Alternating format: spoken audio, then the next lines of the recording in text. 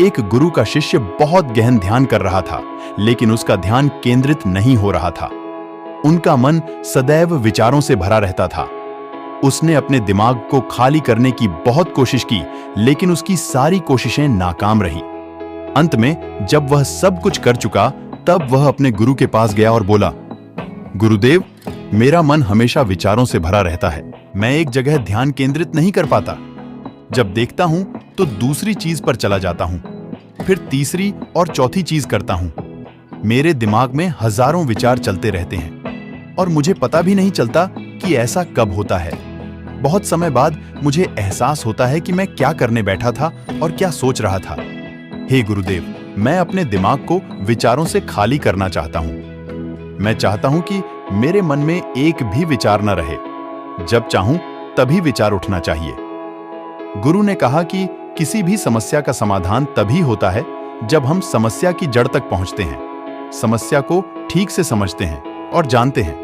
क्या आपने उस मन को भी जाना है जिसे आप खाली करना चाहते हैं? शिष्य ने कहा, गुरुदेव, मैंने मन को जानने की बहुत कोशिश की है, लेकिन जितना इसके बारे में जानता हूं, यह उतना ही रहस्यमय होता जाता है। गुरु ने कहा, जाओ और छोटे छोटे पत्थरों से भरा एक घड़ा ले आओ। तब शिष्य छोटे छोटे पत्थरों से भरा एक घड़ा ले आया और गुरु के पास रख दिया। गुरु ने कहा, इस घड़े को अपना मन समझो और इस घड़े में पत्थर भरे हुए हैं। अब इस घड़े में और पत्थर डालो। शिष्य घड़े में पत्थर डालने लगा। घड़ा पहले से ही भरा हुआ था। 12वां पत्थर रखते ही बाकी सभी पत्थर नीचे गिरने लगे। तब गुरु ने कहा, रुको और ध्यान से देखो।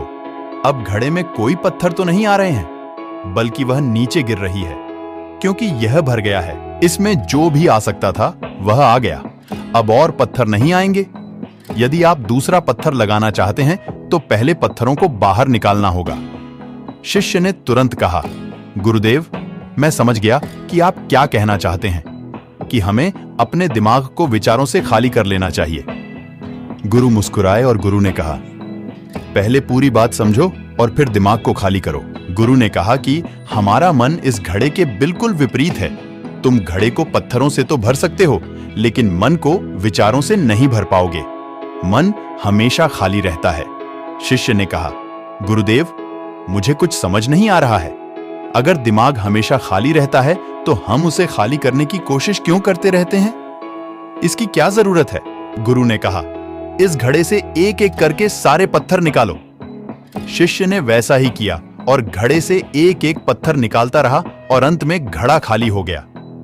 गुरु ने कहा, देखो, तुमने एक एक पत्थर निकाला। यह घड़ा खाली हो गया है। अब आप इस घड़े में कोई भी पत्थर डाल सकते हैं, दूसरा पत्थर डाल सकते हैं, या फिर वही पत्थर दोबारा डाल सकते हैं। आप इसे आधा भर सकते हैं या फिर पूरा भर सकते हैं। शिष्य ने कहा, गुरुदेव, मैं भी ऐसा ही हूं। मैं बता रहा हूं कि मन को खाली करना है। ये तो पत्थर हैं, इन्हें आसानी से निकाला जा सकता है और घड़ा खाली किया जा सकता है, लेकिन मैं अपने मन को कैसे खाली करूं? गुरु ने कहा, इस खाली घड़े में एक पत्थर डालो और 2 पत्थर निकाल लो। शिष्य ने यह कहा, ऐसा कैसे हो सकता है कि जब इस घड़े में एक पत्थर होगा तो एक ही पत्थर निकलेगा, फिर 2 पत्थर कैसे निकल सकते हैं? गुरु ने कहा, चलो ऐसा करो, इस घड़े में 2 पत्थर डालो और 4 पत्थर निकाल लो। शिष्य ने कहा, गुरुदेव, यह कैसे संभव हो सकता है? यह कोई चमत्कारी बर्तन नहीं है कि 1 डालो तो 2 निकालो, 2 डालो तो 4। गुरु ने कहा, यह घड़ा चमत्कारी नहीं है, लेकिन तुम्हारा घड़ा यानी तुम्हारा मन चमत्कारी है। यदि आप इसमें एक विचार निकालेंगे तो इसके पीछे 2 विचार होंगे। जब आप उन 2 विचारों को पकड़ते हैं तो उनके पीछे 4 विचार उभर आते हैं और वह खाली नहीं रहता। यह मन का भ्रम है कि सब कुछ है लेकिन कुछ भी नहीं है। शिष्य ने कहा, गुरुदेव, आप जो कह रहे हैं वह मैं समझ गया, लेकिन क्या मैं हमेशा अपने विचारों के जाल में फंसा रहूंगा? क्या मन के भ्रम से बाहर निकलने का कोई रास्ता है? बिल्कुल नहीं। और जब आप उन 4 विचारों को पकड़ते हैं तो उनके पीछे 16 विचार उभरते हैं, और ऐसा करने से विचारों की एक लंबी श्रृंखला बन जाती है और आप कहीं नहीं रुकते, एक के बाद दूसरे विचार को पकड़ते चले जाते हैं। यह मिट्टी का घड़ा पत्थरों के घड़े के समान है, भरा रहेगा, लेकिन आपका मन कभी नहीं भरता, वह हमेशा खाली ही रहता है। हमारा दिमाग भी एक विचार के बाद हमारे लिए हजारों विकल्प खोल देता है और हम एक मुख्य विचार को छोड़कर उन हजारों विकल्पों में फंस जाते हैं। शिष्य ने कहा, मैं आपकी बात अच्छी तरह समझ गया हूं, लेकिन अब मुझे क्या करना चाहिए? मेरा मार्गदर्शन करें।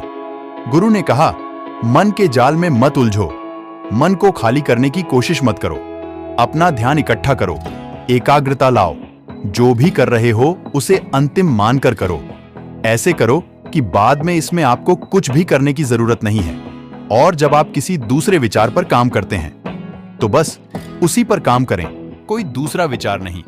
मन के भ्रम से बाहर निकलना इतना आसान नहीं है, लेकिन अभ्यास सब कुछ कर सकता है। शिष्य ने कहा, गुरुदेव, मैं भी ऐसा ही करूंगा।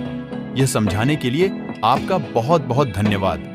हम सभी अपने दिमाग को खाली करने की कोशिश करते हैं, मन में उठते बैठते विचारों से परेशान रहते हैं। हम चाहते हैं कि ये विचार कहीं चले जाएं और हम शांत हो जाते हैं, लेकिन जितना हम इन विचारों से दूर भागते हैं, हम विचारों का उपयोग करते हैं कि वे हमें शांत करते हैं और वे आपके उन्हीं विचारों से जुड़े होते हैं जिन्हें आप छोड़ना चाहते हैं। इसलिए ये विचार इतनी शक्तिशाली हैं। जब आप सोचना ही नहीं चाहते तो आप शांत रह सकते हैं। दोस्तों, आज की यह कहानी आपको कैसी लगी और इस कहानी से आपको और क्या सीखने को मिला?